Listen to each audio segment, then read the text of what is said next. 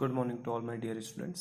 In the last class I have started immiscible liquids और immiscible liquids को शुरू भी किया था हमने और इसे कंप्लीट भी कर लिया था। और immiscible liquids के बाद हमने न्यू टॉपिक स्टार्ट किया था, कौन सा अपना determination of RLBP by Ostwald walkers method. तो आज इस मेथड को हम लोग कंटिन्यू करेंगे। पहले थोड़ा सा बस रिवाइज करा दो 2 मिनट में। इमिसिबल लिक्विड्स में क्या पढ़ा था हमने? इमिसिबल लिक्विड्स का मतलब ऐसे लिक्विड्स होते थे जो आपस में एक दूसरे के साथ मिक्स नहीं होते हैं। और ये किस काम में आता है? ये इम्प्योरिटीज को ऑर्गेनिक लिक्विड से सेपरेट करने के काम आता है। और रीजन क्या है इसका? क्योंकि इमिसिबल लिक्विड्स का हमें पता है जो टोटल वेपर प्रेशर आता है, वो टोटल वेपर प्रेशर क्या होता है? दोनों लिक्विड्स के डायरेक्ट वेपर प्रेशर का सम के बराबर हो जाता है, जिसकी वजह से वेपर प्रेशर थोड़ा सा क्या हो गया? बढ़ गया। और अगर आपका वेपर प्रेशर बढ़ गया तो बॉइलिंग पॉइंट क्या हो जाएगा? कम। मतलब अब कम टेम्परेचर पे वो चीज बॉइल्ड होकर इम्प्योरिटीज को क्या कर सकते हैं? हम लोग अलग कर सकते हैं।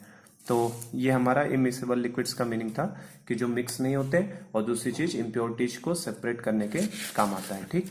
और जब दोनों लिक्विड्स आपस में अगर मिक्स नहीं हो रहे हैं अगर, तो उनका टोटल मैंने बताया था प्रेशर किसके बराबर आएगा? P0A plus P0B। दोनों का जो प्योर फॉर्म में दिया होगा ना, उन दोनों के डायरेक्ट सम के बराबर होता है।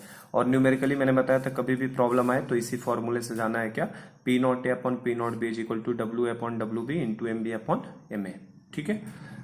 तो इसी फॉर्मूले से न्यूमेरिकली हमें सॉल्व करना है। और इंपॉर्टेंस क्या है? इमिसिबल लिक्विड्स का फायदा क्या है? दोनों का मिक्स ना होने का फायदा क्या है? इम्प्योरिटीज ऑर्गेनिक लिक्विड्स के अलग करने में काम आता है। और क्यों होता है ऐसे?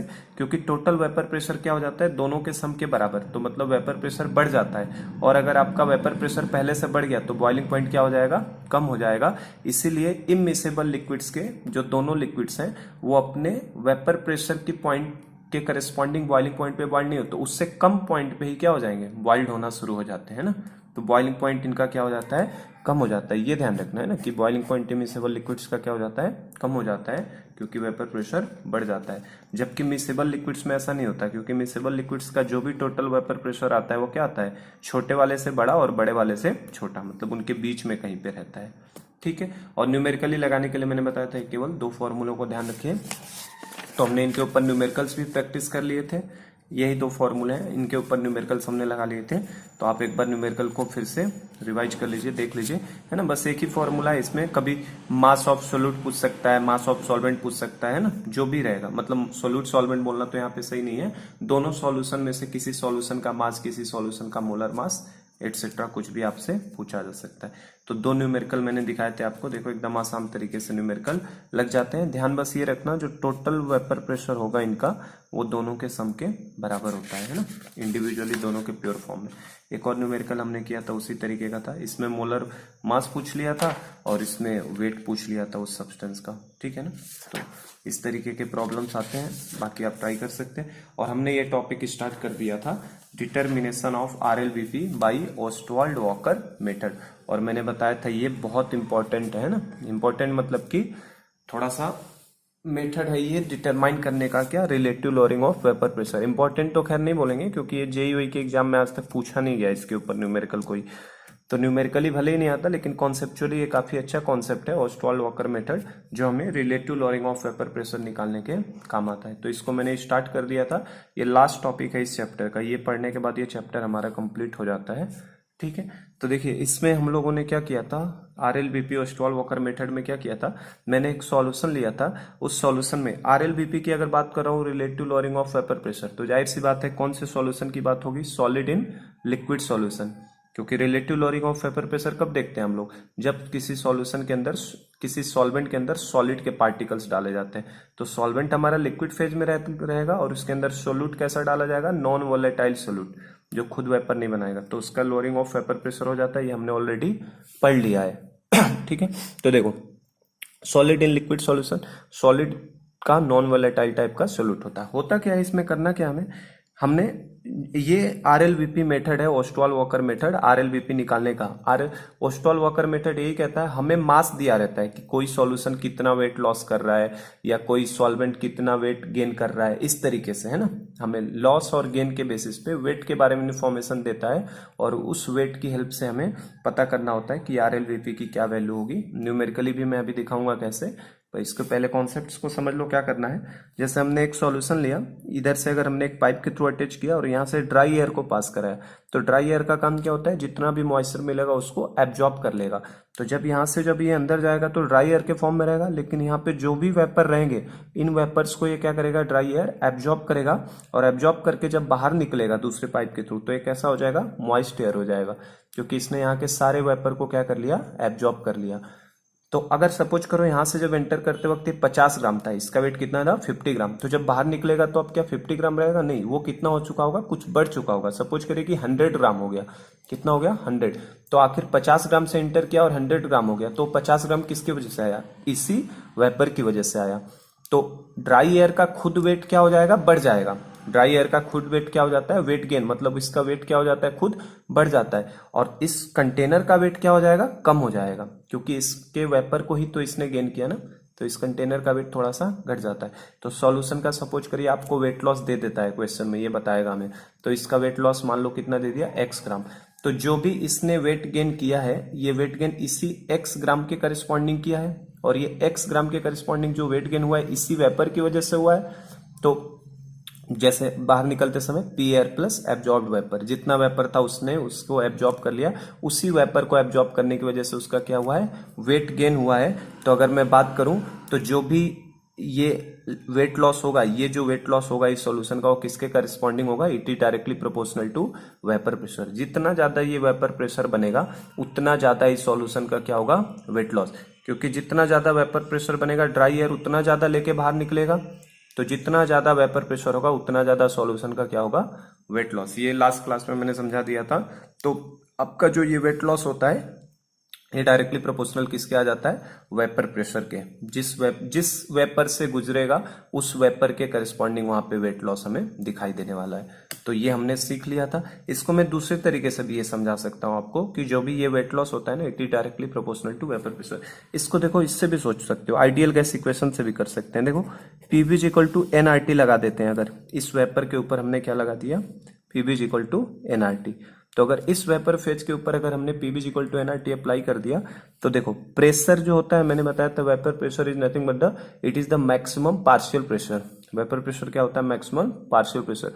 तो इस वेपर प्रेशर को मान लो मैंने क्या लिख दिया, पीए, ठीक है, इनटू वॉल्यूम तो फिक्स ही रहेगा, वॉल्यूम में कोई चेंज होने वाला नहीं है। ड्राई एयर के करस्पॉन्डिंग बात करो तो जितना एयर आप भेजोगे उतना ये एयर का वॉल्यूम बाहर निकलने वाला है, तो वॉल्यूम में कोई चेंज होने नहीं वाला, वो कांस्टेंट ही रहेगा।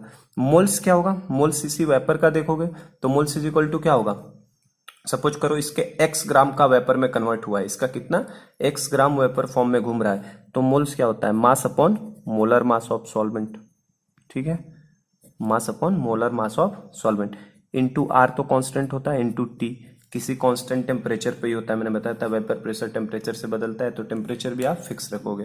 तो देखो टेम्परेचर आपका बदलने नहीं वाला, फिक्स ही रहेगा। आर हमारा कांस्टेंट ही होता है। बात करूं वॉल्यूम की, तो वॉल्यूम भी इसका क्या है, कंटेनर का फिक्स ही रहेगा। तो ये जो पार्शियल प्रेशर आया ये डायरेक्टली प्रोपोर्शनल किसका है, मोलर मास ऑफ सॉल्वेंट भी फिक्स ही होता है। जैसे आपने वाटर लिया है अदर सॉल्वेंट, तो वाटर का मोलर मास 18 हो जाएगा। बेंजीन लिया है तो 78 है ना, तो सब चीज का मोलर मास भी क्या है, सॉल्वेंट का फिक्स है। तो ये जो पीए है it is directly proportional to किसके दिख रहा है आपको, एक्स के। तो यहां से भी ये चीज प्रूव की जा सकती है, पर ये समझना ज्यादा आसान है कि जितना वेपर जितना वेट लॉस होगा है ना, यहाँ से जो भी वेट लॉस होगा वो किसके करस्पॉन्डिंग होगा, इसी वेपर प्रेशर के करस्पॉन्डिंग होगा। तो पीए इज डायरेक्टली प्रोपोर्शनल टू किसके हो जाता है, एक्स के। और इसको आप आइडियल गैस इक्वेशन से भी प्रूव कर सकते हैं, ठीक है, कि जो भी वेट लॉस होगा ये एक्स की वैल्यू जितनी ज्यादा होगी, मतलब मोल्स उतने ज्यादा वेपर बनेंगे, उतने ज्यादा वेपर बनेंगे तो उसका वेपर प्रेशर भी उतना ही ज्यादा बनेगा, क्योंकि दोनों डायरेक्टली प्रोपोर्शनल है।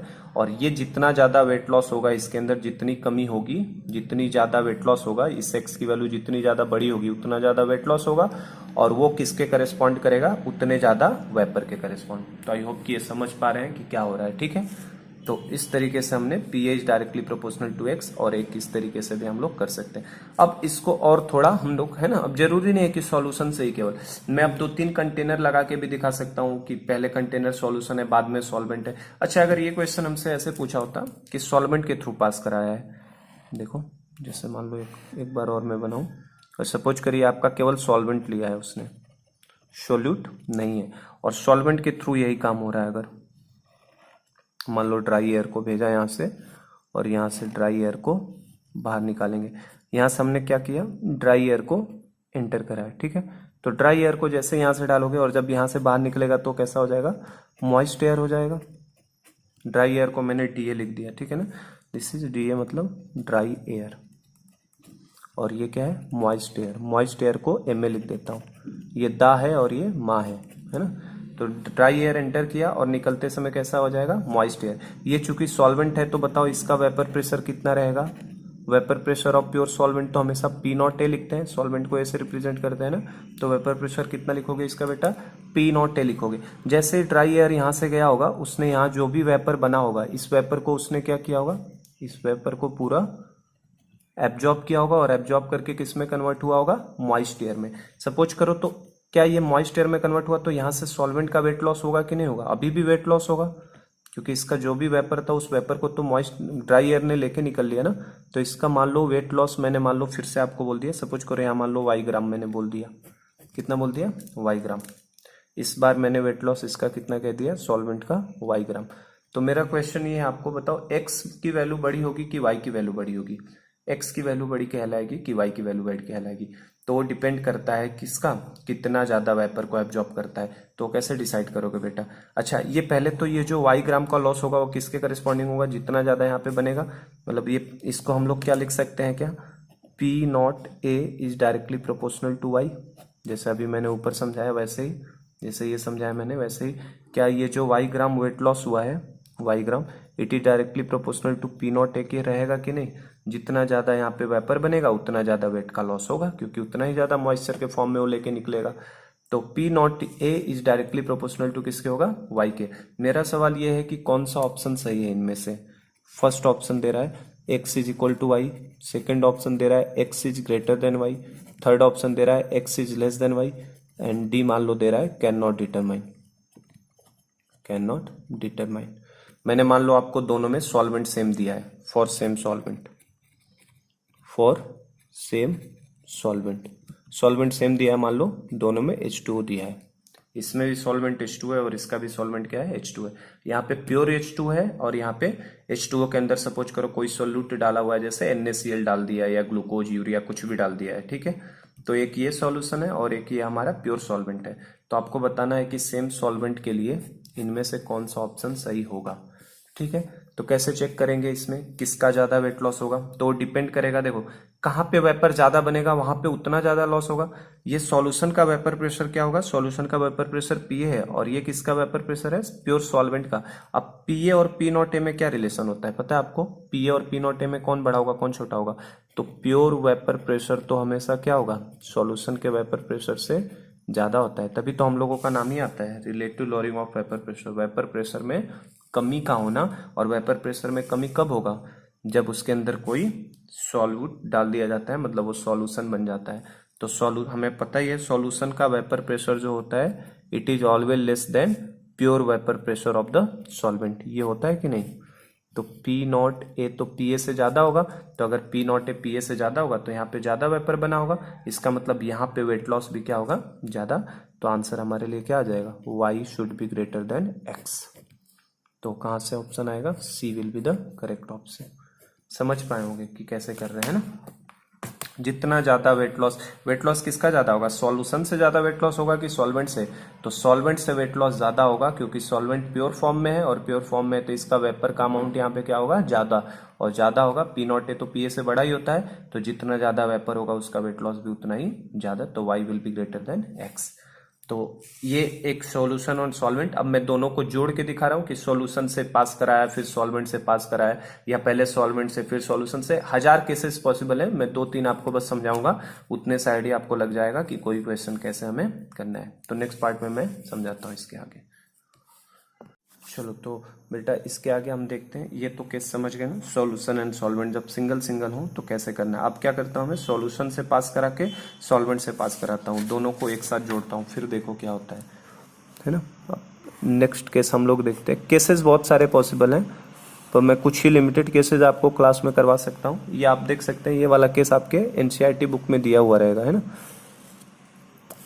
2 कंटेनर मैंने मान लो ले लिया। फर्स्ट में मान लो मैंने आपका प्योर क्या ले लिया है, सॉल्यूशन ले लिया, पहले में केवल क्या लिया है, सॉल्यूशन, और सेकंड वाले में मान लो हमने क्या ले लिया, सॉल्वेंट।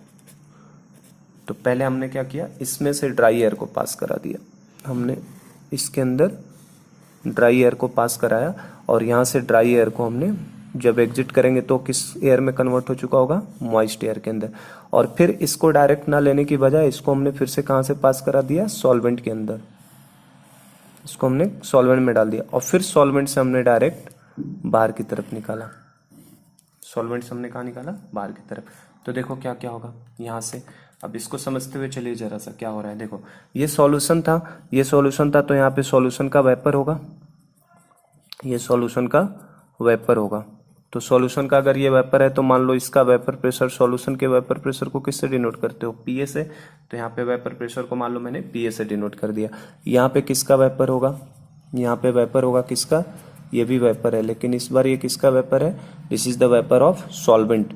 तो सॉल्वेंट के वेपर प्रेशर को वीपी लिख रहा हूं मैं, वेपर प्रेशर को किस से डिनोट करते हैं, पी नॉट ए से, प्योर सॉल्वेंट है ना केवल, तो सॉल्वेंट के वेपर प्रेशर को पी नॉट ए से, सॉल्यूशन के वेपर प्रेशर को पीए से। अब क्या किया हमने, यहाँ से किसको पास कराया है, ड्राई एयर को, ठीक है। तो बेटा जैसे ही ड्राई एयर यहाँ से एंटर करेगा, जब यहाँ से वो ड्राई एयर बाहर निकलेगा, यहाँ से देखो ये ड्राई एयर सपोज करिए एंटर कर रहा है, और जैसे ड्राई एयर यहाँ से बाहर निकलेगा तो ड्राई एयर बाहर निकलते समय कौन से एयर में कन्वर्ट हो चुका होगा, क्या अब ये ड्राई एयर रहेगा, नहीं, this air is now moist air. Moist air को एम ए से लिख रहा था, ड्राई एयर को टी ए, मॉइस्ट एयर को एम ए। तो जब इसमें से बाहर निकलेगा तो इस वेपर को एब्जॉर्ब करने के बाद ये ड्राई एयर इस वेपर को एब्जॉर्ब करके किस में कन्वर्ट हो गया, मॉइस्ट एयर। इस मॉइस्ट एयर को हमने डायरेक्ट किसके अंदर पास करा दिया है, सॉल्वेंट के अंदर। अब सॉल्वेंट से जब निकलेगा तो फिर से बताओ यहाँ कौन सा एयर ही रहेगा, अभी भी ये मॉइस्ट एयर ही रहेगा, कौन सा एयर रहेगा, मॉइस्ट एयर रहेगा। अब समझना जरा कॉन्सेप्ट को। अब अगर ड्राई एयर को यहाँ से पास करा वेपर प्रेशर, जब यहाँ से ड्राई एयर बाहर निकलेगा, है ना, सॉल्यूशन में से बाहर निकलेगा, तो यहाँ पे इसका वेपर प्रेशर अगर मैं पूछूं कि यहाँ पे इसका वेपर प्रेशर कितना होगा, तो ये कितना वेपर प्रेशर लेके निकलेगा, पीए।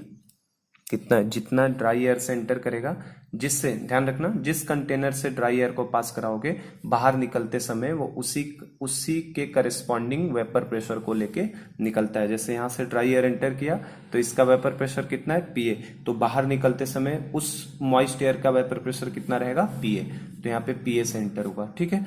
ये हमारा फिर यही वेपर प्रेशर ये पास हो रहा है किसके अंदर, सॉल्वेंट के अंदर। तो जब इस सॉल्वेंट के अंदर से जब ये मॉइस्ट एयर के फॉर्म में बाहर निकलेगा, अब मैं पूछूं यहाँ पे इसका वेपर प्रेशर कितना होगा, जब यहाँ पे बाहर निकलेगा तो जिस कंटेनर से पास होता है ना उसका वेपर प्रेशर लेके बाहर निकलता है। जब सॉल्यूशन से पास कराया तो इसका वेपर प्रेशर पीए लेके निकला, जब सॉल्वेंट से पास कराएंगे इस मॉइस्ट एयर को तो अब ये किसके वेपर प्रेशर के करस्पॉन्डिंग निकलेगा, इसके सॉल्वेंट के, और सॉल्वेंट का वेपर प्रेशर कितना है, पी नॉट ए। तो जब यहाँ से ये बाहर मॉइस्ट एयर निकलेगा तो इसका वेपर प्रेशर कितना दिखाई देगा हमें, पी नॉट ए दिखाई देगा। अब मेरा सवाल ये, पी नॉट ए और पी ए में कौन बड़ा है, तो हमें पता है P not A is greater then P A, ठीक है ना। जो प्योर सॉल्वेंट का वेपर प्रेशर होता है वो तो हमेशा क्या होता है, ज्यादा होता है।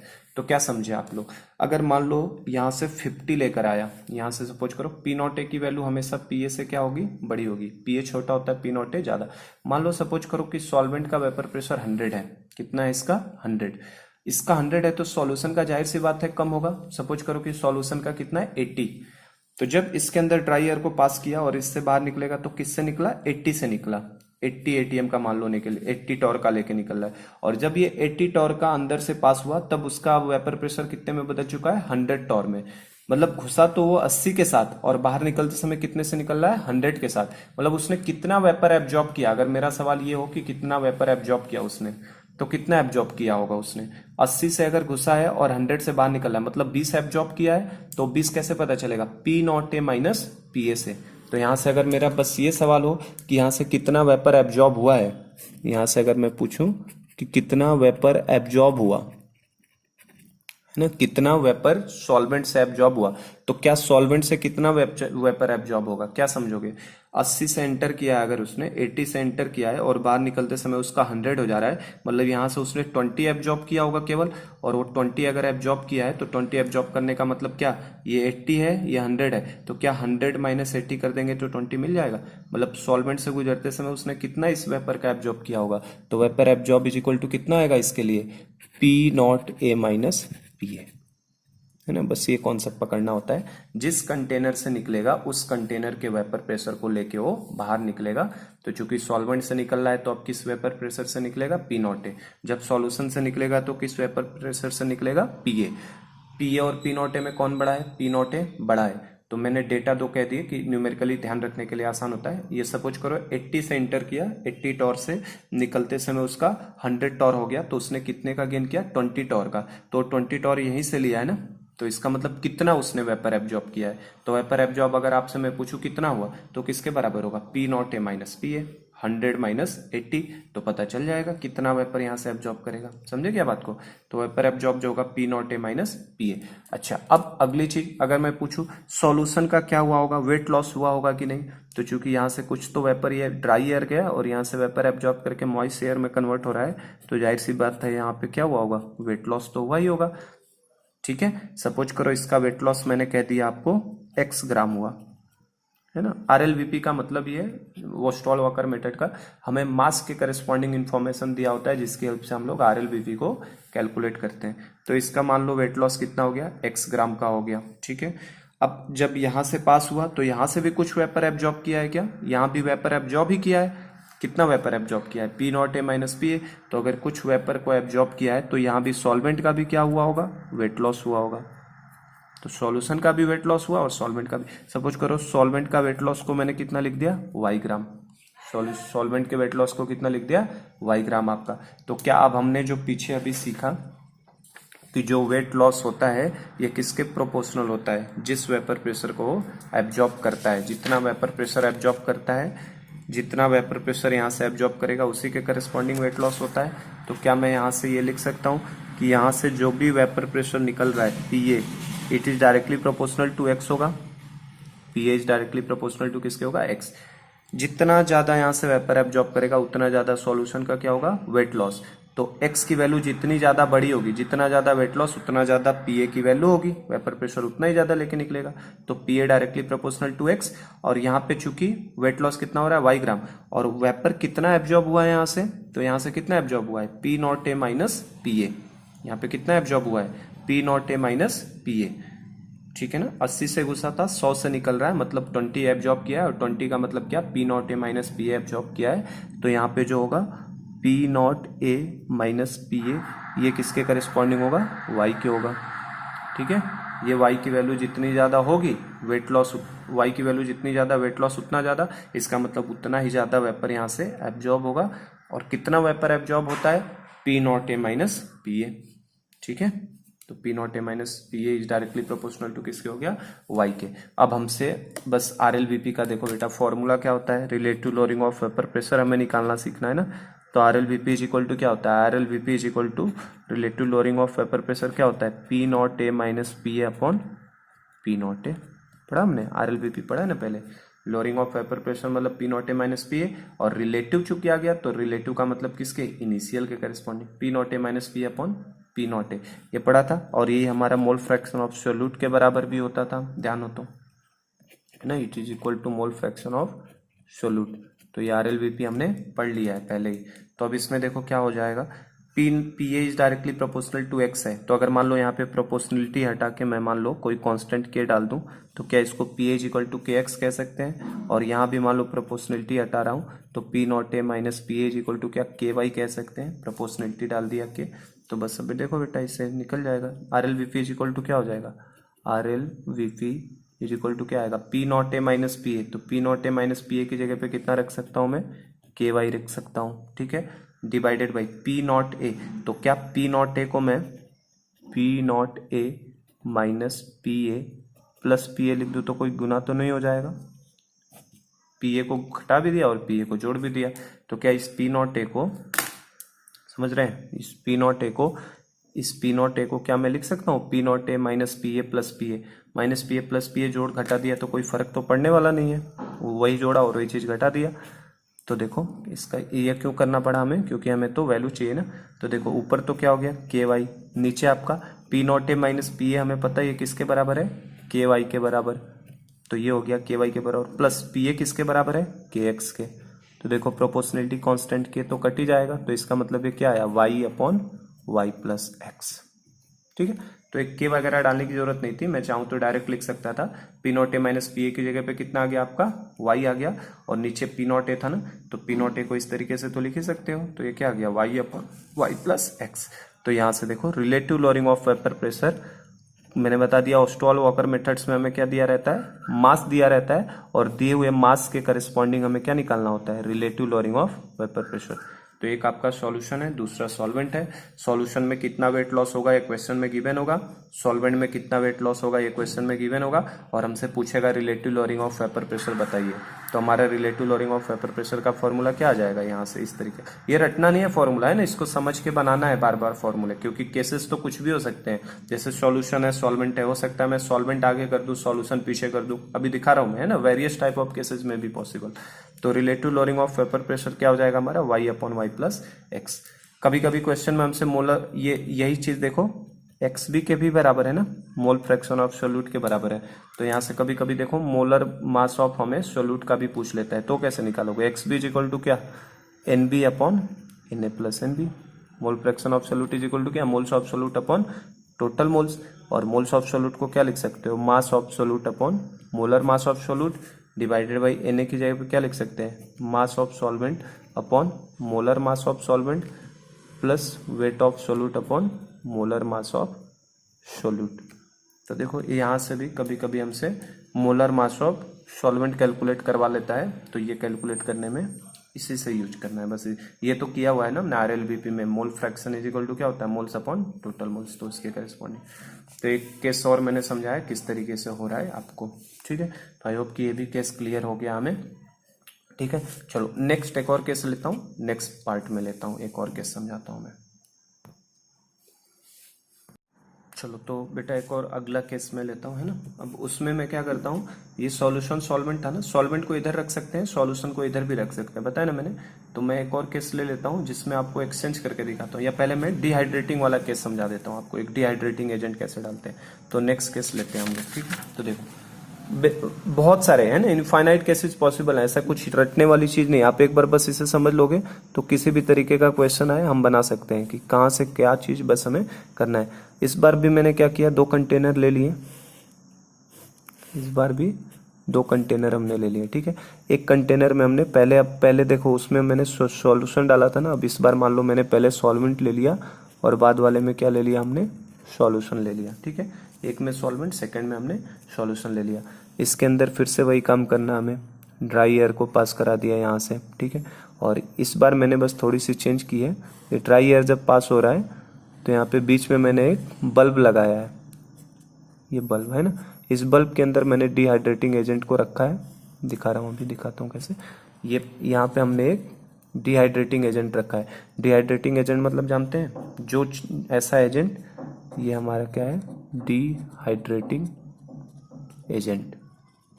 डिहाइड्रेटिंग एजेंट ऐसे एजेंट होते हैं जो क्या करते हैं, पूरे मॉइस्चर को एब्जॉर्ब कर लेते हैं। तो यहाँ पे बल्ब में हमने क्या रख दिया है, इस बल्ब, इसको बल्ब बोलते हैं जनरली, है ना। तो इस बल्ब में हमने क्या रख दिया है, डिहाइड्रेटिंग एजेंट। जो भी वेपर यहाँ से आएगा ना उसको पूरा एब्जॉर्ब कर लेता है।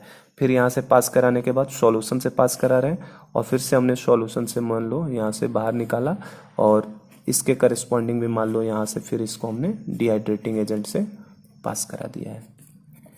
ये हमारे लिए क्या है, डिहाइड्रेटिंग एजेंट है, ठीक है, समझे क्या बात को।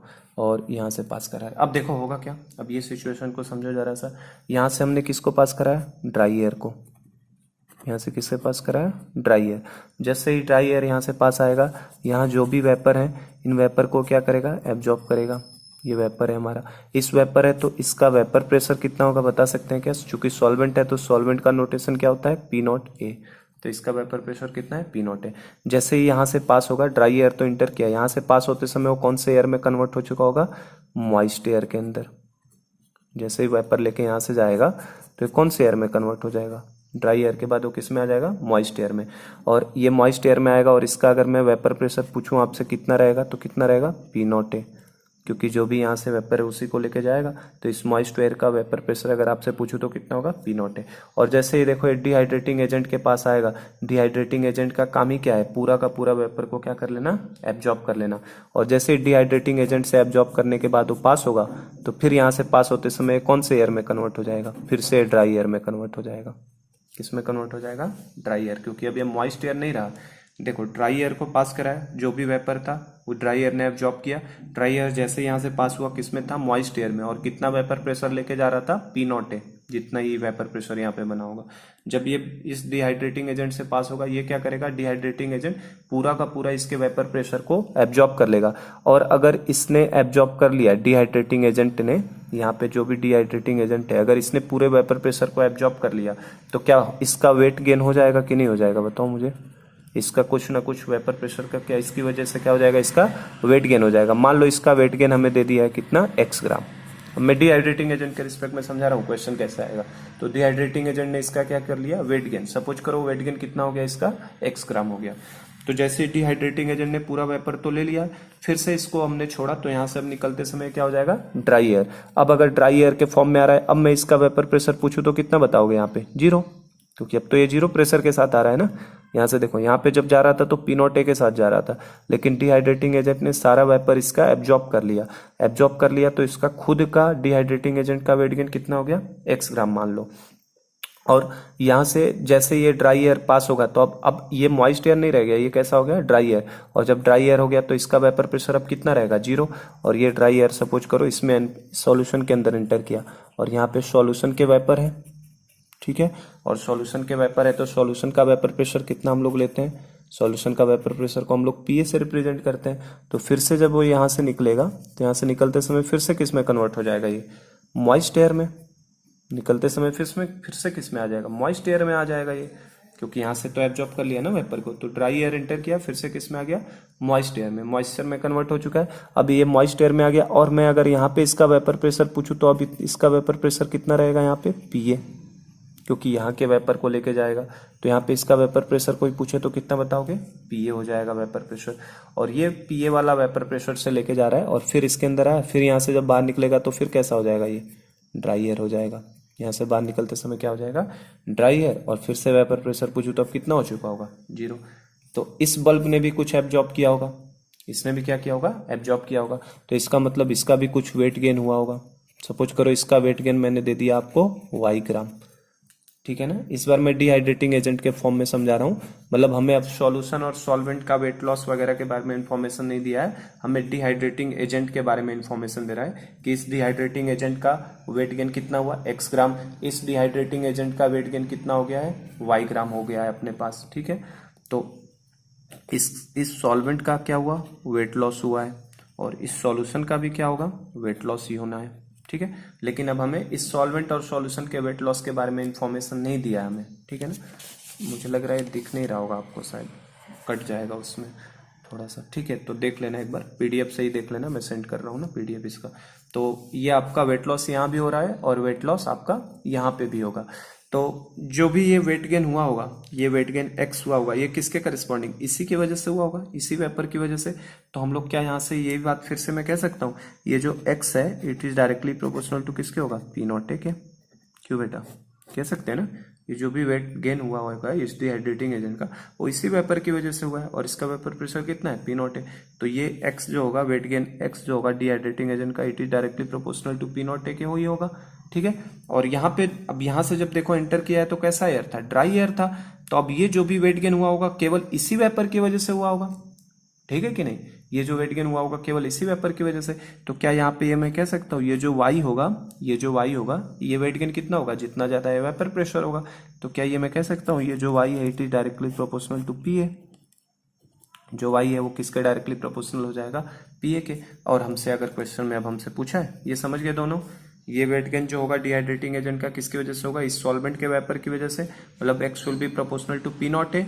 और ये सॉल्यूशन के बाद से जब गुजर रहा है तो डिहाइड्रेटिंग एजेंट ने मॉइस्ट एयर को ड्राई एयर में कन्वर्ट कर दिया है। तो ड्राई एयर जब आएगा तो जो भी यहाँ पे वेट गेन होगा ये केवल और केवल इसके वेपर की वजह से होगा। तो मतलब that will be directly proportional to P A, तो y will be proportional to P A. तो यहाँ से क्या हम लोग RLBP अगर मान लो हमसे पूछ लेता कि RLVP बताइए, तो RLVP का फॉर्मूला क्या है, P not A minus P A upon P not a, यही होता है। तो बस हम लोग अभी मैंने बताया प्रोपोर्शनलिटी डालोगे तो यहाँ के डालोगे तो कट ही जाएगा ऊपर नीचे से रेशियो में। तो P नॉट ए की जगह पे KX लिखोगे तो उसे कितना लिख दूं मैं, X माइनस पी ए की जगह कितना लिखोगे Y, मतलब KY लिखते और नीचे K लिखते तो K से K कट जाता ना, और P not a upon X। तो देखो ये फॉर्मूला हो गया इसका RLVP का। तो कुछ भी क्वेश्चन आ सकता है, तो इसका RLVP का फॉर्मूला क्या आ जाएगा, X minus Y upon X. मुझे अगर इस डिहाइड्रेटिंग एजेंट ने कितना वेट गेन किया, इस डिहाइड्रेटिंग एजेंट ने कितना वेट गेन किया, ये बता दे अगर इन दोनों के बारे में इंफॉर्मेशन, तो इन दोनों के बारे में इंफॉर्मेशन की हेल्प से क्या हम लोग RLVP कैलकुलेट कर सकते हैं, आसानी से कर सकते हैं। इस बार मैंने सॉल्वेंट का कितना वेट लॉस हुआ ये नहीं बताया, सॉल्यूशन का कितना वेट लॉस हुआ ये नहीं बताया। इस बार मैंने डिहाइड्रेटिंग एजेंट ने कितना मास गेन किया है इसके बारे में इंफॉर्मेशन दी, और इसकी हेल्प से भी हम लोग इसे कर सकते हैं। कॉन्सेप्चुअली बहुत सारे वेरिएशंस पॉसिबल है ना, आपको बता रहा हूँ ना, बहुत सारे पॉसिबल है। आपको बस देखना है जहां से निकलेगा, बस 2-3 चीजें ध्यान रखनी है। क्या, ड्राई एयर जब पास होगा किसी भी कंटेनर के अंदर से तो किस में कन्वर्ट हो जाएगा, मॉइस्ट एयर में, सबसे पहली बात। दूसरी बात, वो मॉइस्ट एयर में कन्वर्ट होगा, वो कितना वेपर लेकर जाएगा, जितना वेपर प्रेशर उस कंटेनर के अंदर मौजूद होगा, ठीक है, उसी वेपर प्रेशर के साथ वो बाहर निकलेगा। ये 2 चीजें बस हमें ध्यान रखनी है, ठीक है। और वेरिएशंस दिखाऊं इसका, और वेरिएशन पॉसिबल है इनके अंदर, देखो और वेरिएशंस, चलो मैं दिखाता हूं आपको और क्या क्या वेरिएशंस पॉसिबल है। देखो चलो एक और केस ले लेता हूं इसी पे। देखो हमने फिर से क्या किया, चलो नेक्स्ट पेज में ले लेता हूं। देखिए एक और वेरिएशंस में दिखाता हूं, और वेरिएशन क्या क्या पॉसिबल है। वेरिएशंस काफ़ी हैं, है ना, आपको कुछ ही ध्यान रखने हैं जो मैं बता रहा हूँ। अगर एक बार कॉन्सेप्ट पकड़ लोगे बेटा तो ये करने क्वेश्चंस बहुत आसान होते हैं। वैसे मैंने बता दिया क्वेश्चन कभी पूछे नहीं गए हैं जनरली, पर पूछ ले तो हमें करने आना चाहिए। और देखो और वेरिएशंस क्या पॉसिबल है, जैसे मान लो फिर से मैंने यहाँ पे दे दिया आपको सॉल्वेंट दे दिया, ठीक है, यहाँ पे मैंने आपको क्या दे दिया, सॉल्यूशन दे दिया, ठीक है, सॉल्वेंट एक तरफ और दूसरे में सॉल्यूशन दे दिया। फिर से वही काम करना है हमें, मान लो यहाँ से ड्राई एयर को पास करा दिया, ठीक है, और इस बार जो है मैंने इस बार डिहाइड्रेटिंग एजेंट नहीं डाला, इस बार सॉल्वेंट को डायरेक्ट किस में टच करा दिया, सॉल्यूशन में, किससे जोड़ दिया, सॉल्यूशन से, और फिर सॉल्यूशन से वेपर प्रेशर को बाहर निकाल दिया, ठीक है। तो अब देखो क्या होगा, इसमें कैसे करोगे, ये सिमिलर टू इस केस के जैसा है। देखो ये वाला जो केस किया था हमने इसी केस के जैसा है। इसमें मैंने सॉल्यूशन पहले लिया था, सॉल्वेंट बाद में। इसमें मैंने क्या कर दिया, सॉल्वेंट को पहले ले लिया, सॉल्यूशन को बाद में, ठीक है। तो कुछ भी केसेस हो सकते हैं, कोई उसमें रेस्ट्रिक्शन नहीं है कि क्या केस दिया है सर क्या नहीं दिया है, कुछ भी दे दे, सोचना आपको अपने दिमाग से है, ठीक है। देखो वही सब काम है, इसमें भी ड्राई एयर को पास करा दिया हमने, ठीक है। जैसे ड्राई एयर पास कराएंगे, यहाँ सॉल्वेंट के खुद क्या होंगे, कुछ वेपर होंगे। तो जो सॉल्वेंट के वेपर हैं, तो सॉल्वेंट के वेपर प्रेशर को किससे डिनोट करते हैं हम लोग, पी नॉट ए से, ठीक है। इसके वेपर प्रेशर को पी नॉट ए, जैसे ही यहाँ से गुजरेगा तो बताओ ये कौन से एयर में कन्वर्ट हो चुका होगा, ये अब हमारे लिए मॉइस्ट एयर हो चुका होगा, ठीक है। तो निकलते समय वो किस में आ चुका है, मॉइस्ट एयर। ये मॉइस्ट एयर यहाँ से पास होता हुआ आ रहा है, अभी मॉइस्ट एयर में कन्वर्ट हो चुका है। और मैं पूछूं इसका वेपर प्रेशर बताओ यहाँ पे कितना होगा, इस मॉइस्ट एयर का वेपर प्रेशर कितना होगा, तो किसके बराबर होगा, पी नॉट ए के बराबर ही होगा, क्योंकि जो भी यहाँ पे वेपर था उन्हीं को एब्जॉर्ब किया है ना इस ड्राई एयर ने। तो ये ड्राई एयर जब यहाँ से निकलेगा तो उसका वेपर प्रेशर अभी पूछूं यहाँ पे कितना रहेगा, इसमें मॉइस्ट एयर का वेपर प्रेशर, तो आपको कितना मिलेगा, पी नॉट ए, क्योंकि पी नॉट ए को लेके निकला है। अब देखो इसमें मैंने डिहाइड्रेटिंग एजेंट नहीं डाला है कि वो 0 से निकले। अब जब वो यहाँ से आ रहा है तो यहाँ से आते समय वो किस फॉर्म में है, मॉइस्ट एयर में ही है, क्योंकि डिहाइड्रेट तो हुआ नहीं है ये, मॉइस्ट एयर में। अब जब ये मॉइस्ट एयर यहाँ से सॉल्यूशन में आएगा तो ये सॉल्यूशन का भी कुछ वेपर है अपना, और सॉल्यूशन के वेपर प्रेशर को हम लोग किससे डिनोट करते हैं, पीए से। तो यहाँ पे जब आएगा तो यहाँ से भी वेपर को क्या करेगा, या तो एब्जॉर्ब करेगा या लूज करेगा। अब वो देखो ये कंडीशन आ जाएगी। अब कैसे, जब यहाँ से निकलेगा तो अभी भी निकलते समय कौन से एयर के फॉर्म में रहेगा, मॉइस्ट एयर के फॉर्म में रहेगा। अभी भी निकलेगा तो कौन से एयर के फॉर्म में आएगा, मॉइस्ट एयर। कैसा आएगा, मॉइस्ट एयर। और मान लो आगे ऐसे दे दे हमें क्वेश्चन में कि आगे मैंने एक डिहाइड्रेटिंग एजेंट लगा दिया, इसके क्या कर दिया, इसके आगे डिहाइड्रेटिंग एजेंट। तो अब ये डिहाइड्रेटिंग एजेंट लगा दोगे तो यहाँ से पास होते समय क्या हो जाएगा, फिर से ड्राई एयर में हो जाएगा। तो केसेस कुछ भी करा ले, दिमाग आपको लगाना है बस कि क्या हो रहा है, कैसे करना है हमें, ठीक है। तो अब देखो यहाँ से पी नॉट एस एंटर किया, पी नॉट एस एंटर किया तो यहाँ पे वेपर है। जब ये मॉइस्ट एयर में कन्वर्ट हुआ और यहाँ पे अगर मैं पूछूं कि इसका वेपर प्रेशर कितना होगा, तो मैंने बताया जिस कंटेनर से निकलता है उसी के वेपर प्रेशर के बराबर हो जाता है। तो अगर वो सॉल्यूशन से निकलेगा तो अब इसका वेपर प्रेशर कितना हो जाएगा, पीए। निकलते समय अब वेपर प्रेशर कितना हो जाएगा, इसका पीए हो जाएगा। अब देखो बेटा, अब ये अच्छा केस बन गया यहाँ पे, है ना। अगर मैं अब पूछूं आपसे कि इसने यहाँ पे पहले से देखो फर्स्ट वाले से, फर्स्ट कंटेनर से, इसको मान लो मैंने फर्स्ट बोल दिया, ये आपका फर्स्ट है, ठीक है, ये आपका फर्स्ट पार्ट है, और ये मान लो आपका सेकंड कंटेनर है ना, ये आपका सेकंड कंटेनर है। तो फर्स्ट कंटेनर से सॉल्वेंट से जैसे ही ड्राई एयर को पास करा हमने, इसने वेपर को एब्जॉर्ब किया और वेपर को एब्जॉर्ब करके बाहर निकल रहा है, तो यहाँ पे क्या हुआ होगा, यहाँ पे वेट लॉस हुआ होगा कि नहीं हुआ होगा। फर्स्ट कंटेनर से तो हमेशा वेट लॉस होना ही होना है, फर्स्ट कंटेनर से हमेशा क्या होगा, वेट लॉस होगा, क्योंकि वेपर को एब्जॉर्ब किया है। अब यहाँ पे समझना जरा सा, सपोज करो अब वही जो मैंने यहाँ पे समझाया था आपको, देखो ये मैंने समझाया था ना सॉल्यूशन एंड सॉल्वेंट, मैंने इसकी वैल्यू कितनी दी थी 80 से एंटर किया था और बाहर निकलते समय कितना हो गया था 100।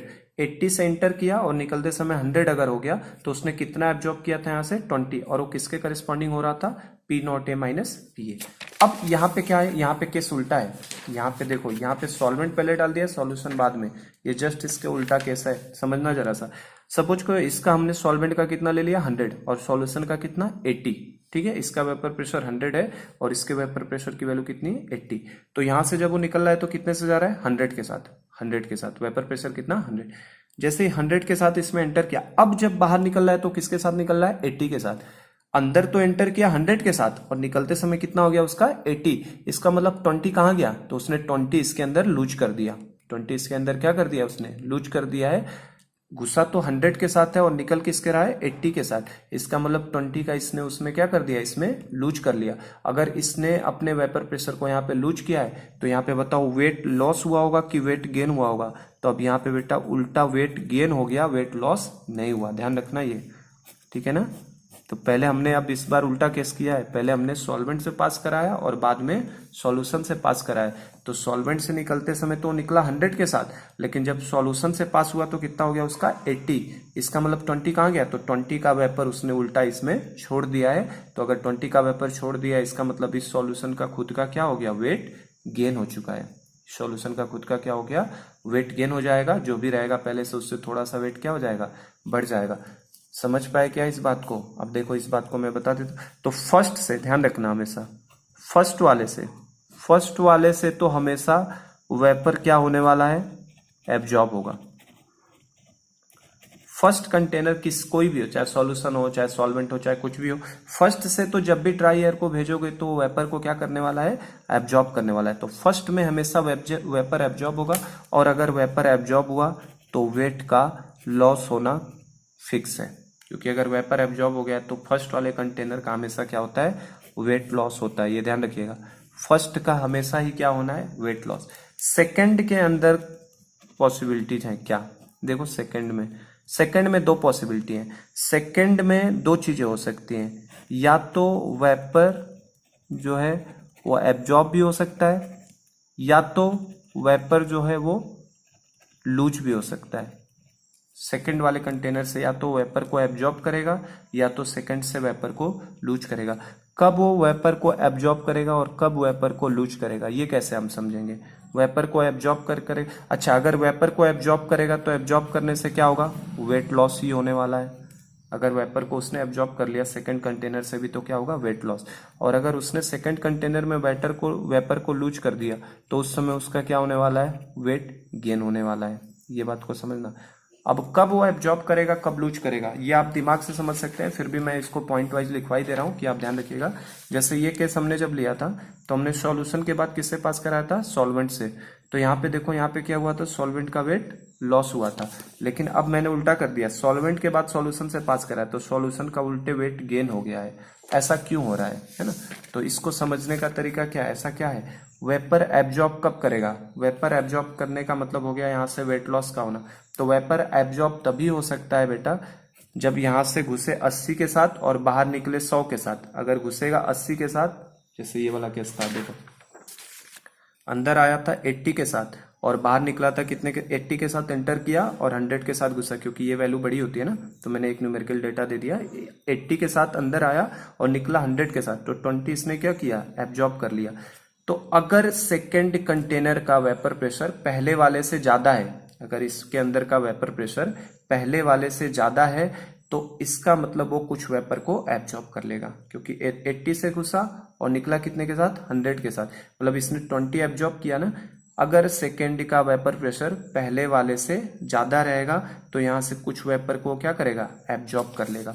तो वेपर एब्जॉर्ब या वेट लॉस का केस तब हो सकता है जब वेपर प्रेशर जो सेकेंड का है it is more than vapour pressure of first.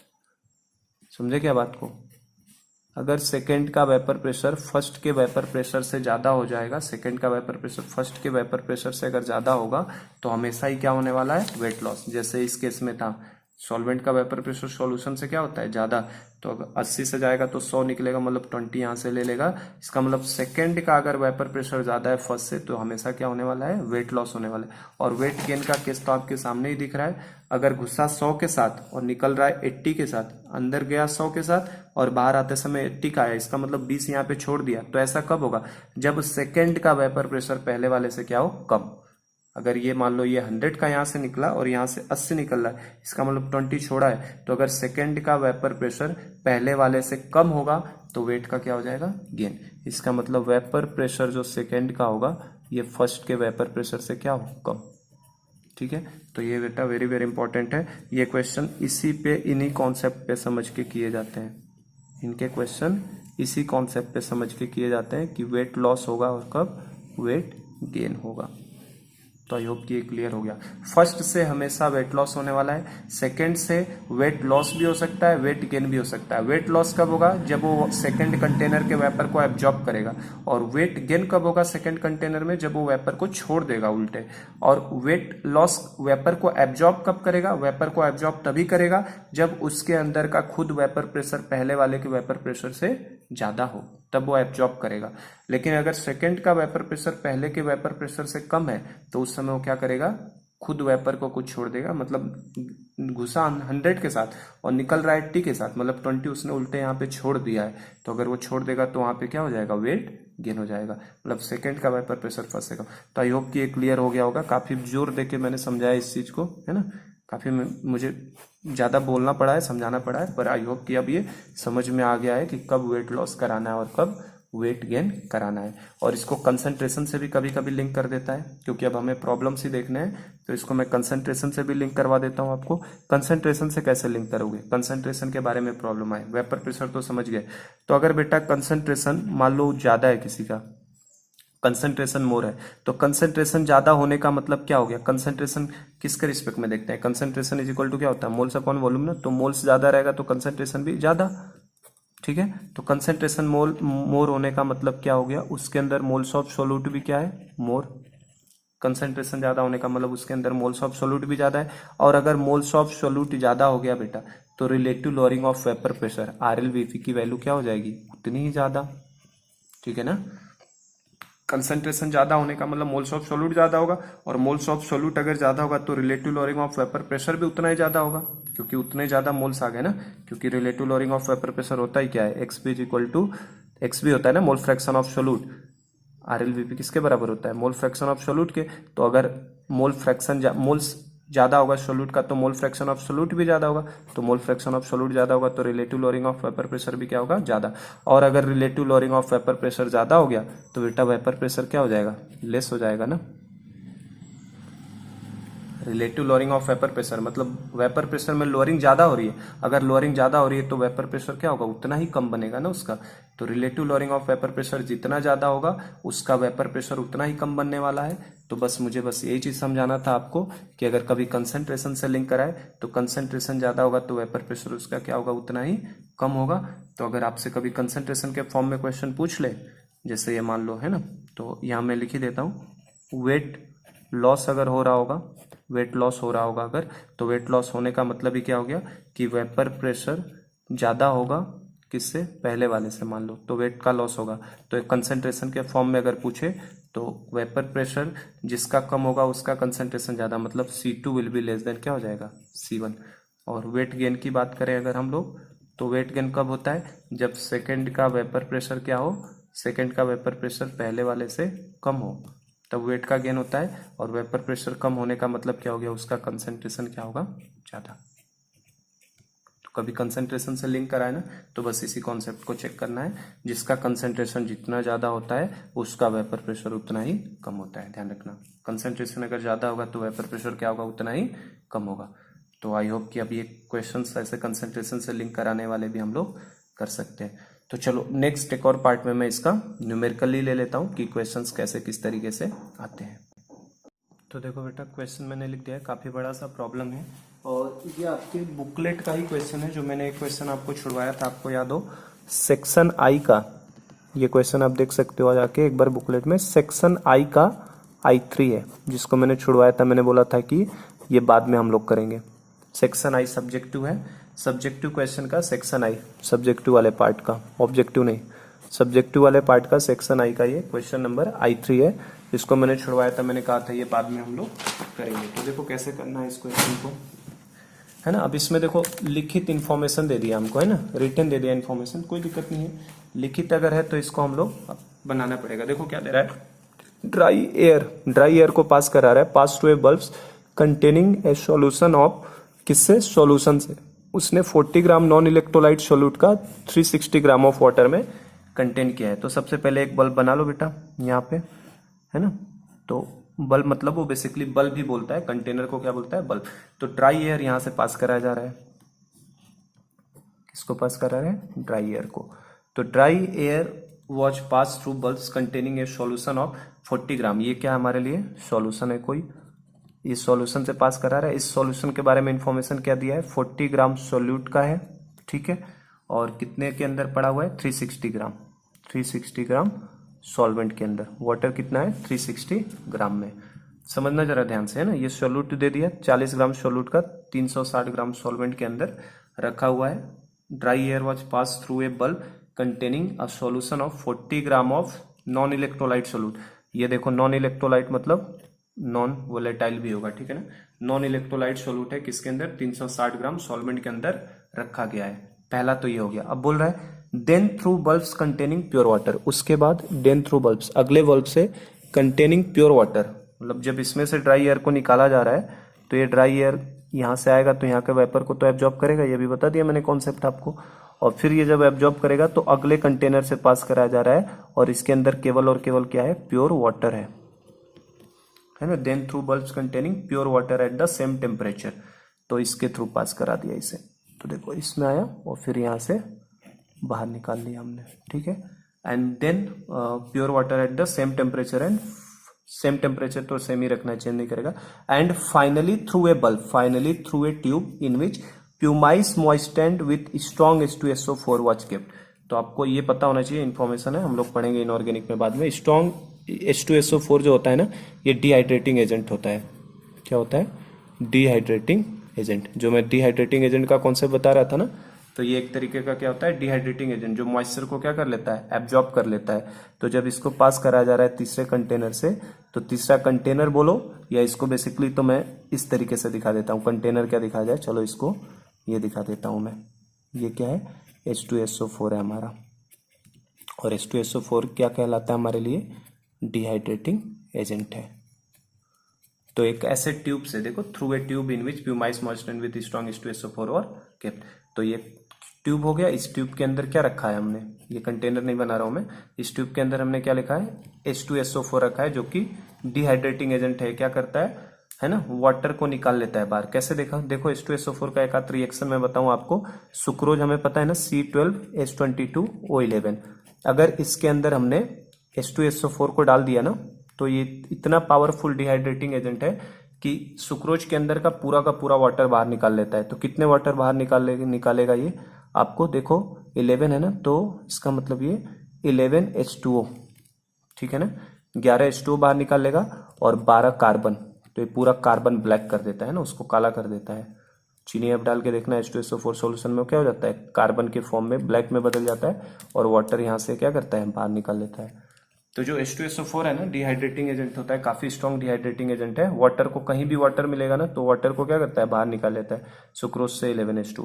तो वो यही बोल रहा है कि फाइनली एक pumice moistened with strong H2SO4 kept किया गया, इससे निकाला जा रहा है। और हमसे क्या क्या दिया है, the water bulb lost this gram. Water bulb lost मतलब इसके बारे में दे रहा है ये, है ना, वाटर बल्ब लॉस्ट दिस ग्राम। तो इसका वेट लॉस हो रहा है, और वेट लॉस कितना हुआ है। अगर अच्छा ये प्योर वाटर है तो क्या इसको सॉल्वेंट बोल सकता हूं मैं, प्योर वाटर को क्या बोल देंगे, सॉल्वेंट बोल देंगे। इसका जो वेट लॉस हो रहा है कितना हो रहा है, 0.0870, ठीक है। And sulphuric acid tube gained, and the sulphuric acid tube gained 2.175 ग्राम। ये जो है ना इसका वेट गेन, देखो इसका क्या दे दिया हमें, वेट गेन। इसका वेट गेन कितना दे दिया है, 2.175 ग्राम। इसका वेट गेन कितना है, 2.175 ग्राम। और जो इसका हो, इसका वेट गेन दे दिया, क्या क्या दे दिया है देखते चलना, है ना। वेट गेन इसका दे दिया हमें 2.175 ग्राम, और इसका वेट लॉस दे दिया हमें कितना, 0.0870। तो हमसे पूछा है क्वेश्चन में, calculate molecular weight of solute. Solute का मॉलिक्यूलर वेट बताइए।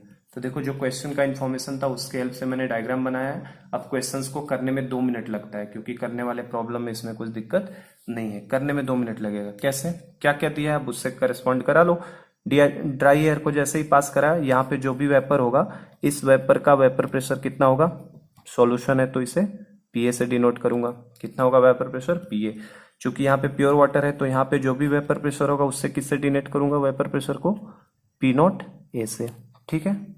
और यहां से जैसे ड्राई एयर पास होगा, ड्राई एयर जब यहां से निकलेगा तो किस में कन्वर्ट हो चुका होगा, मॉइस्ट एयर के अंदर, मॉइस्ट एयर।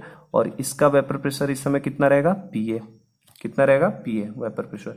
और जैसे इसके अंदर एंटर करेगा, एंटर करने के बाद यहां से पी नॉट ए है, तो जब यहां से बाहर निकलेगा तो किस वेपर प्रेशर के साथ निकलेगा वो, यहाँ पे फिर से मॉइस्ट एयर रहेगा। और बेटा यहाँ पे वेपर प्रेशर कितना होगा बताओ, जिस कंटेनर से निकलता है उसका वेपर प्रेशर ले लेगा, तो कितना हो जाएगा इसका, पी नॉट ए। जब यहां से बाहर निकलेगा तो किस वेपर प्रेशर के साथ, पी नॉट ए। अब बस क्वेश्चन खत्म है। अगर इतना आपने आइडिया लगा लिया जो मैंने अभी रेड कलर से दिखाया, तो आप क्वेश्चंस को लगा सकते हैं। देखो हो क्या रहा है, ये सॉल्यूशन है, सॉल्यूशन का वेपर प्रेशर क्या होगा, कम, और सॉल्वेंट का वेपर प्रेशर क्या होता है, ज्यादा। तो देखो यहां से पीए से एंटर किया है इसके अंदर, लेकिन निकलते समय कितने से निकल रहा है, पी नॉट ए। पीए से एंटर किया और निकलते समय कितना निकल रहा है, पी नॉट ए। मतलब 80 से एंटर किया, 80 से एंटर किया, और निकलते समय कितने से निकल रहा है, 100 से। देखो ये केस मैंने दिखाया था आपको, कहाँ है अपने पास, देखो पहले सॉल्यूशन से पास कराया, बाद में सॉल्वेंट से पास कराया था। पीए से गया था और निकल किससे रहा था, पी नॉट ए से। तो कितना वेपर को एब्जॉर्ब किया था यहाँ से, P not A minus PA absorb किया था। 80 से गया, 100 से निकला, तो कितना एब्जॉर्ब किया, 20। मतलब पी नॉट ए माइनस पीए। और जो पी नॉट ए माइनस पीए हो रहा था वो सॉल्वेंट में वेट लॉस करा रहा था, उसी के क्या होता था, वो करस्पॉन्डिंग होता था। तो क्वेश्चन में यही सब तो दिया है, देखो ना, पीए से एंटर कराया और पी नॉट ए से बाहर निकल रहा है। तो 80 से गया और 100 से बाहर निकला, मतलब यहां से कुछ वेपर एब्जॉर्ब किया होगा, तो इसका क्या होगा, वेट लॉस हुआ होगा। और इसका वेट लॉस हमें क्वेश्चन में बता दिया है कितना, 0.0870। तो क्या मैं यहां से ये चीज बता सकता हूं कि जो वेपर यहां से एब्जॉर्ब करेगा वो किसके बराबर करेगा, P not A minus P ए। कितना वेपर एब्जॉर्ब करेगा, पी नॉट ए से निकल रहा है, पी ए से जा रहा है, तो P not A minus P ए। क्योंकि पी नॉट ए हमें पता है ना, P not a will be more than P A, क्योंकि प्योर का तो ज्यादा ही होता है ना वेपर प्रेशर। तो कितना यहां से लेके कितना वेपर एब्जॉर्ब करेगा, P not A minus P A. तो P not A minus P A is directly proportional to किसके होगा, 0.0870। जो अभी मैं आपको थ्योरेटिकली समझा रहा था, न्यूमेरिकली देखो इसका वेट लॉस जो होगा वो कितना हो रहा है, it is directly proportional to P not. 80 से गया, 100 से निकला, तो ये इतने ही लिया। P not A minus P A is directly proportional to 0.0870। तो पहला तो ये एक इन्फॉर्मेशन मिल गया हमें। इन्फॉर्मेशन देखो क्या मिल गया, एक तो ये चीज मिल गई हमें, और दूसरा क्या मिल गया हमें, देखो दूसरा हमें दिया है, इसका वेट गेन दिया है ना 2.175। दो इन्फॉर्मेशन है बस, एक तो ये वाला है और दूसरा ट्यूब का जो एसिड वाला गेन कर रहा है वो कितना कर रहा है, सल्फ्यूरिक एसिड जो गेन कर रहा है उसने कितना किया है, 2.175। तो इसका मतलब ये जो वेट गेन हुआ है होगा, ये वेट गेन ये किसके करस्पॉन्डिंग होगा, देखो ये भी मैंने समझाया था आपको। देखो यहां से दिखाया था, ये जैसे निकल रहा था, तो ये जो डिहाइड्रेटिंग एजेंट का वेट गेन वाई हो रहा था किसके करस्पॉन्डिंग होगा, ये कितना भेज रहा है उसी के ना, पीए के। ठीक है, तो यहाँ पे देखो ये जो वेट गेन हुआ होगा, ये पूरा का पूरा वेट गेन इस पी नॉट ए की वजह से हुआ होगा, इस पी नॉट ए की वजह से ये वेट गेन हुआ होगा। इसका मतलब P not a directly proportional किस मास के आएगा, इसके। ये जितना ज्यादा पी नॉट ए की वैल्यू होती उतना ज्यादा वेट गेन होता। तो दूसरा इन्फॉर्मेशन हमें देखो यहाँ से मिल गया, यहाँ से क्या मिला हमें, P not A is directly proportional to किसके, कौन सी वैल्यू, 2.175। तो बेटा अगर ये दो चीजें आपने पकड़ लिया ना तो क्वेश्चन खत्म हो गया। हर क्वेश्चन जो भी मिलेंगे इनके ऊपर इस तरीके से ही करने होते हैं। तो एक तो हमने ये पकड़ लिया कि जो वेट लॉस हो रहा है P not A minus P ए इसके प्रोपोर्शनल और P not a directly proportional इसके। अब बस हमें मॉलिक्यूलर वेट ही तो पूछा है तो लगा देते हैं, यहाँ लगा देता हूँ, देखो साइड में RLVP का फॉर्मूला लगा दो। इसके ऊपर क्या लगेगा formula, P not A minus P A upon क्या होता है, पी नॉट ए। तो रख दो वैल्यूज को, P not A minus P A की जगह पे कितना रखोगे, P not A minus P A की जगह पे कितना रख दोगे, सीधे सीधे 0.0870। ये हो गया P not minus P A. और पी नॉट ए की जगह पे कितना रख दोगे बेटा, कांस्टेंट के अगर डालोगे भी तो ऊपर नीचे से कट जाएगा ना, तो नीचे कितना रख दूं मैं, 2.175। बस हो गया ये। और देखो RLVP तो मैंने बताया किसके बराबर होता है, मोल फ्रैक्शन ऑफ सोल्यूट। और mole fraction of solute is nothing but तो क्या होता है, moles of solute upon total moles, ठीक है, is equal to 0.087 divided by 2.175। मैं पूरा सॉल्व नहीं करूंगा, न्यूमेरिकली आप लगा लीजिएगा, बस मेरा अप्रोच बताने का तरीका था। अब मोल फ्रैक्शन ऑफ सोल्यूट की जगह, मोल्स ऑफ सोल्यूट की जगह पे क्या लिख सकते हो, weight of solute upon molar mass of solute divided by नीचे weight of solvent upon molar mass of solvent plus weight of solute upon molar mass of solute is equal to ये data रहेगा 0.087 divided by 2.175। ठीक है, तो यहां से देखो अब क्या क्या पता है हमें, अब लिख देता हूं मैं। देखो ये 40 ग्राम ऑफ सोल्यूट दिया है, 40 ग्राम ऑफ सोल्यूट का मतलब ये किसकी वैल्यू दी थी हमें, डब्ल्यू भी दिया है। तो देखो डब्ल्यू भी हमारे लिए नोन है, ठीक है ना। अब मैं सॉल्व नहीं कर रहा हूं, बस आपको बता देता हूं, लगा लीजिएगा। वेट ऑफ सोल्यूट हमें नोन है, डब्ल्यू भी, ठीक है, वेट ऑफ सोल्यूट पता है। 360 ग्राम ऑफ सॉल्वेंट मतलब ये क्या दिया है, W A. Wait of solvent भी हमें पता है, तो देखो डब्ल्यू भी पता है, डब्ल्यू भी पता है, डब्ल्यू ए भी पता है। मोलर मास ऑफ ए कितना होगा, 18 होगा। वाटर का मोलर मास कितना होता है, 18। ये वैल्यू हमारे लिए पूरी नोन है, न्यूमेरिकल डेटा है, ये वैल्यू नोन हो गई। वेट ऑफ सॉल्वेंट 360 पता है, डब्ल्यू भी 40 पता है, मोलर मास ऑफ सॉल्वेंट 18 पता है। तो यहां से अननोन क्या बचा है, केवल एमबी बचा है ना। तो क्या यहां से एमबी निकाल सकते हैं हम लोग, क्या यहां से एमबी निकाल सकते हैं, समझ में। देखो वेट ऑफ सोल्यूट पता है तो डब्ल्यू भी पता है, वेट ऑफ सॉल्वेंट भी पता है 360 तो डब्ल्यू ए पता है, मोलर मास ऑफ सॉल्वेंट हमें पता है वाटर है तो 18 पता ही है। तो अननोन क्या बचा, केवल एमबी बचा है ना। तो यहाँ से बस इसको न्यूमेरिकली सॉल्व कर लेना, एक इक्वेशन है एक अननोन है, तो यहाँ से एमबी की वैल्यू हमें निकल आएगी। ठीक है बेटा, तो ये क्वेश्चन इस तरीके के प्रॉब्लम आएंगे। एक और प्रॉब्लम दिया है बुकलेट में, आप उसको अटेम्प्ट कर सकते हैं, है ना। देख लेना, होमवर्क में मैंने दिया है उसे अटेम्प्ट कर लेना, या मैं लिख देता हूँ रुको यहाँ पे, आप ये क्वेश्चन ट्राई कर लीजिएगा। ये क्वेश्चन एक बुकलेट में है, आप इसे ट्राई कर लेना, ठीक ना। ये क्वेश्चन कंसंट्रेशन वाला जो मैंने बताया, विद इन 1 मिनट ये सॉल्व हो जाएगा आपसे, आप खुद ट्राई करिए।